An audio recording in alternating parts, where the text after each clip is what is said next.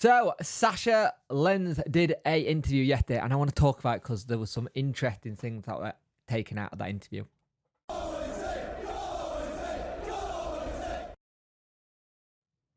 Hello and welcome to this video. You could like, share and subscribe to the channel. Much appreciate it. Liking helps the algorithm, sharing gets in front of people's faces, and subscribing let me know you like the channel. Hit that notification bell to let you know when videos go live and live streams happen. We do a live stream on a Friday called the Sheffield Wednesday Roundup, and we do the debrief after the games the day after or on the day of match, depending if it's an evening game or not. So, Sasha Lenz got unveiled yesterday, and he spoke really well. I was very intrigued with how he spoke about Danny. I was very intrigued with how he started to speak to the club. And it's like he was saying how the first day was good. He was saying how he thought he expected everyone committed fuel energy. They had a good session and they showed the level today.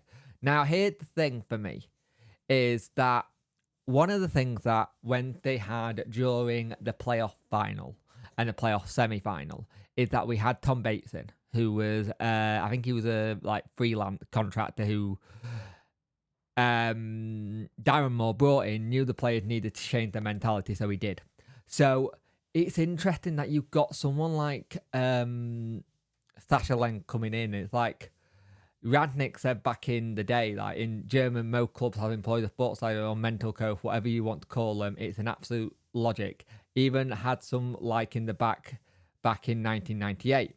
If you have a special coach for goalkeeping, physical education, even more striker fitness, whatever, you should also expect for the brain. It's not much putting them on the red sofa and holding hands. The player, because most of them won't do that anyway. It's about helping players. Their brain should assist their body, not work against it. The players and everybody in our team should think in the right way. Whenever we speak about football, we know that major part of it is up here in the head and what you do and think and how you analyse situations. And this is the thing. And this was all said by Radnick. Now, remember, Radnick is a very well-respected man in German football. He said he was hands-on. He is not working too much on the theory. The players have to buy in. I can tell them whatever I want, but I need to convince them. I need to get into their heart and into their brains and into their blood. And this is the thing. With him already being, knowing what he's saying, like he said, everyone knows Sheffield Wednesday. It's a big club, massive fans and stadium. He said he was very happy to be here. He said, going forward in the game, very much amazing. Training is important, but the game is what we live for, the whole thing. And he said about Danny Rull that he'd been at RB Leipzig, he followed his youth did. He'll try to support him how he can. More off the pitch with the staff and players, maybe a little psychology. We know each other a long time. He needs a person he can trust in different ways. And this is the thing, Danny having someone he can trust and someone who can help his mental side of it as well, bounce ideas off, is very important. And I think this is the one part of football and sport that gets overlooked way too often. I think the mind is the one part that gets properly overlooked. And I think you've got to put them both in the same bracket. If you're physically fit, but your mind's not good, you're not going to be able to get yourself motivated to get things done.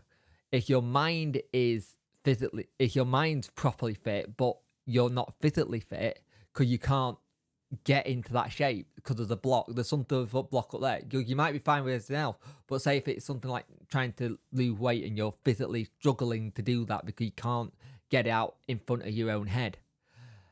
This is something in sport that you're seeing more and more, that they hire sports psychologists. And one of the things when Radnick came into Manchester United, he couldn't believe they didn't have one. A big club like Manchester United didn't have a sports psychologist, and it just blew his mind. The fact that this is something we've actually had, and this is something who's come in as a coach on that side of things, says a lot about where we'll probably be going in the future in how we look at players and how we develop them, not just physically, but mentally. If we can get them mentally prepared for stuff as well as physically, it'll make all the difference. I think this is just a big bonus for Wednesday. I like what he said in his interview. The interview was very calm. It was very cool and collect. he seems like the kind of person that probably will get on well with the players and be able to, a player struggling, just go, how can we help? How can we get you out of your head and in front of what's going on? Very good appointment. I said it last night, but I thought the interview was even better. I thought the interview said all the right things, and he was just, there's a calmness which I liked, and I think there's a kind of understanding that he knows what might need doing. Because where we are at the minute is in the players, where the players are mentally right now, they're probably not in a good place, knowing that they haven't won one yet and knowing that they're bottom of the league. So we've probably got his work cut out for him already. So let's see what happens, but I think this was a very clever appointment.